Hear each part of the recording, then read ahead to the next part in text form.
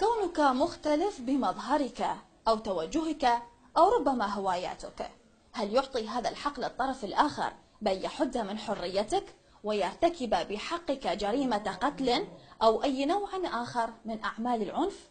كل هذه التساؤلات تلخصت الإجابة عنها بواحدة من جرائم القتل المتكررة في العاصمة بغداد بحسب آراء متابعين.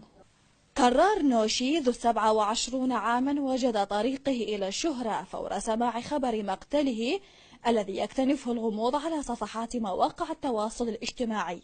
نعم، هو ليس الوحيد المغدور، ولكن ما يميز حكايته هو ما نتحدث عنه بأحقية مرتكبي هذه الجرائم. طالع من البيت ويا هذا صديقه محمد عفوا، فهذا الولد يعني يشتغل وياكم بالمسرح، وولد ما عنده أي شيء، ما عنده أي عدوانية، فقط ولد يطلع من البيت ويطب مع المرأة عندها ولدها بأختي شهيد يعني الأول، وهذا الثاني النوب انقتل، فما ضلعتها بس واحد ولد، لا عنده عدوان، لا عنده سيارة، لا عنده فتشي، لا منا يعني رأسا يقتلوا يذبوا بالزبن. وين الحكومة؟ وين الدولة؟ ماكو دولة، ماكو حكومة.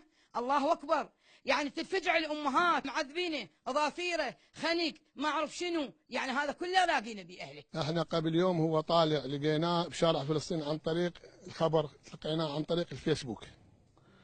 لما تحقق ان من مركز شرطه قال بتلقونه بطب العدلي، نحن الطب العدلي لقيناه. هو كالعاده يشتغل بالمسرح رجال، هو يروح يوميا الصبح ويجي على العصر، تهديد كل تهديد ما مأددنا. هو اثنين، هو رجال ياخذ طريقه ويجيب طريقه، لا عندنا عداوه لا عندنا كذا، بس احنا الاجراءات مال طب العدلي يعني بصراحه من البارحه لليوم قرار قاضي وهسه واخر شيء المدير طلع ولحد الان الجثه بطب العدلي.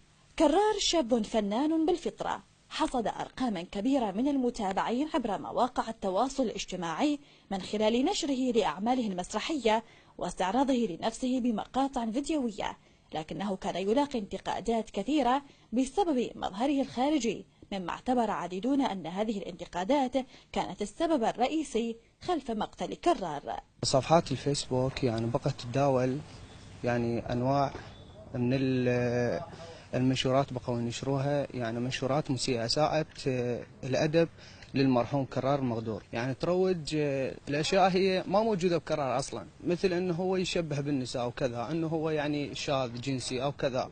احنا اصدقاء يعني تعجبنا، احنا من شفنا ينشرون هيك اشياء يعني تعجبنا، يعني قلنا ليش حاربناهم، يعني هواي حكينا وياهم بس يعني ما فات.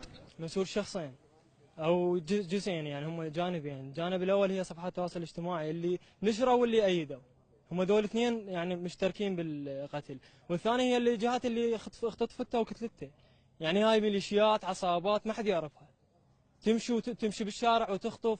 السيطرات وين لعد؟ سيطرات شارع فلسطين او بغداد وينها؟ المن مخلين هسه شو اسمه الامنيه، المن خاليهم، يعني الجندي مخلينا بالشارع، هم معذبين الجندي بالحر وهم معذبين الناس بالازدحامات، شنو الفائده من يومهم؟ يعني لو يخلون حل الامن، لو يخلون حل للوضع اللي احنا بيه، هسه انا ما امن على نفسي، اطلع من هنا يخطفوني ويقتلوني، من يدري بيه؟ اذا هم يخطفوني ويطلعون غير منطقه يعذبوني، على السيطرات شنو يخلينا؟ هذا الوضع لازم يهتمون له، يعني الجهات الامنيه وينهم؟ شنو قياده عمليات بغداد شغلها بس اذيه على بغداد، ما شفنا منها اي منفعه.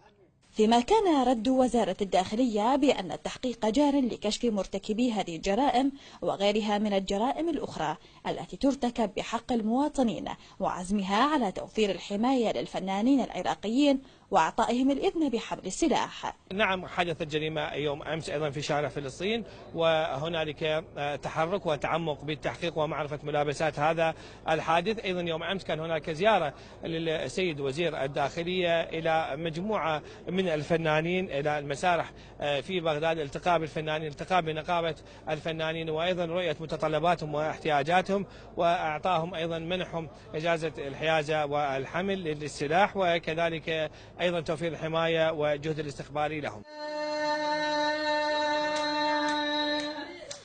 من بغداد، ندى المرسومي، NRT عربية.